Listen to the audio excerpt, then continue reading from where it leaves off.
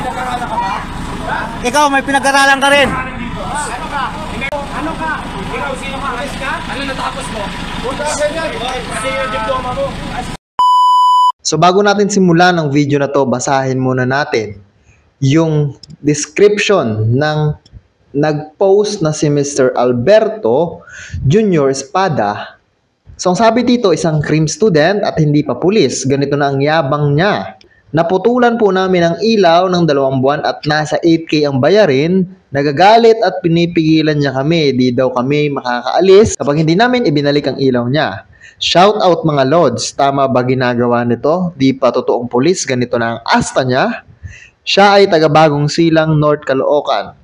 Kayo na ang humusga, dapat ba siyang katakutan? Nagva-viral nga itong ating video na to na kung saan ay isang ang criminology at hindi pa nga pulis, yabang na daw. Bago natin bigyan ng komento, kung hindi ka pa nakasubscribe sa aking YouTube channel, subscribe mo na yan. So, panoodin mo natin ang buong video. Tara, let's go. So, ito na yung video. Video mo pa ako? Oh! O, yan. Ito yung criminology student na graduate daw, hindi pa totoong pulis. Ganito na daw umasta, sabi ng uploader. Panoorin natin kung bakit nga nakapag-upload siya ng ganito. Ikaw, may pinag-aralan ka rin. Tama, tinatanong pa at mukhang namamalit pa yung criminology student kung may pinag-aralan ba daw. Hindi natin alam panoorin mo natin ang buong video. Ano natapos mo? O, tanong pa dun sa namumutol ng kuryente. Anong natapos mo? Grabe. Kasi yung diploma mo. Diploma mo, hinahanapan ng diploma. Required ba yun? Bakit ikaw ba yung amo niyan para hanapan mo ng diploma? May mga ganitong tao talaga, no? Porket nakapag-graduate na. Ang yabang-yabang na. Tuloy pa natin. Oo, yabang, oh. Ba't may mga ganitong tao, no? Wala ka pang nararating sa buhay mo, kung makaasta ka, para kang may narating na. Wala ka pang napapatunayan sa sarili mo, di ba? Sinarang yung mga ano, sir, oh. Okay. Hoy, sisigaw mo na. Ano kaso ko? Ayan, ano, kaso nyo. Bobo ka ba? Sige, video. Oh. Ay, talagang bibidyoan kita.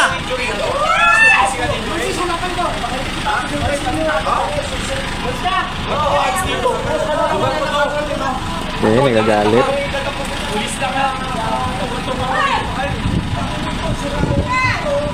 Sino yung dumuduro na? Parang dinuduro siya ng tatay niya na huwag ka na lang magulo.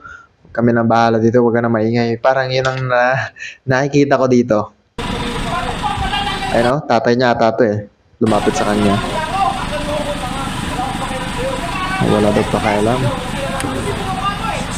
Nagalit, ba't yun? Ano? Sila pa yung may mali, sila pa yung may ganang magalit, di ba?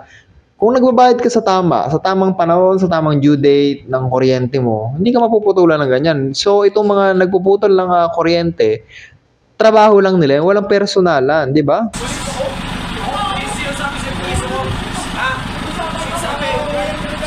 Kung nagbayad ka naman sa tamang oras, puputulan ka ba nila? Di ba hindi? Kaya 2 months na nga doon hindi nakabayad.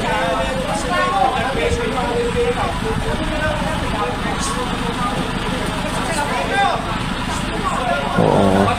Nainis na yung nagpaputol ng kuryente. Parang susugudin na parang hindi. So, yan.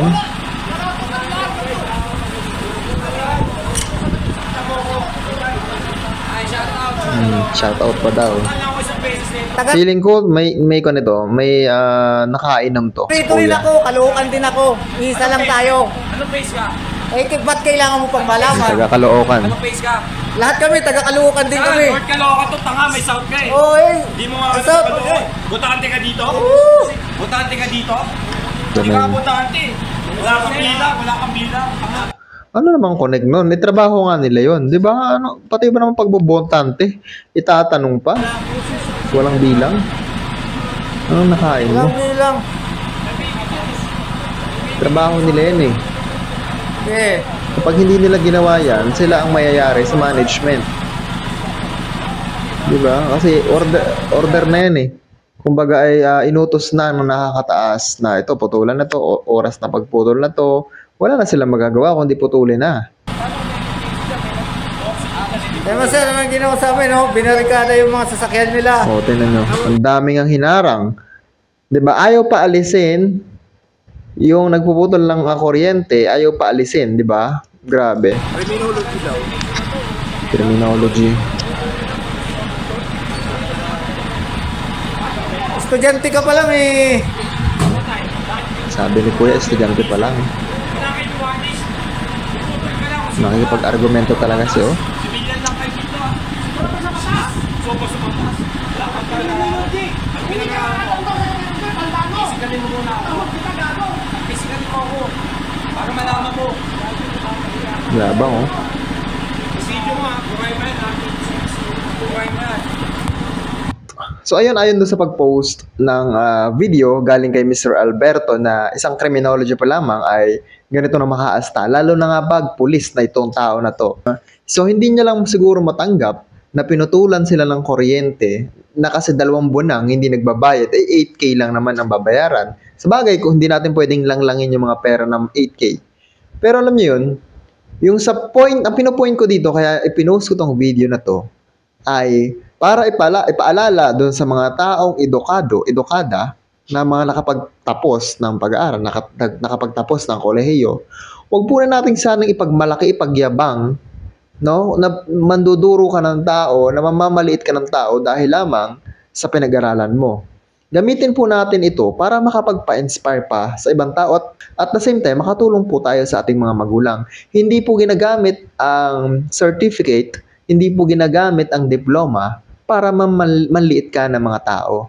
Nakikita ko lang dito dahil nga, yun nga, siguro dahil isa na siyang criminology student, tapos na siya siguro, sabi niya dito, isang criminology student, ganito lang umasta. So, wag sana natin pairalin yung init ng ulo natin pagdating sa mga ganitong usapin dahil tayo lang din yung mapapahamak. Pwede naman nating daanin sa magandang usapan, di ba?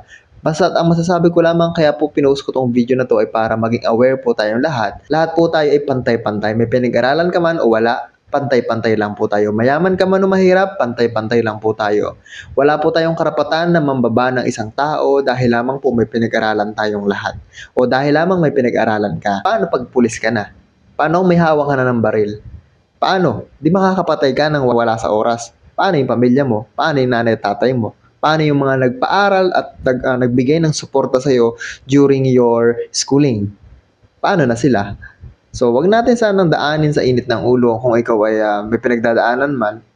Iwas-iwas na lamang sa gulo, iwas-iwas na lamang sa pag-iinit ng ulo dahil lamang sa maliit na bagay ay ganyan na mangyayari. So, sana payo ko lamang dito sa kay Kuya na iwasan yung pagiging mainit ng ulo dahil magiging pulis ka someday. So, ikaw yung magiging bayani, tagapagtanggol ng mga naapi, hindi tagapagtanggol ng mga siga.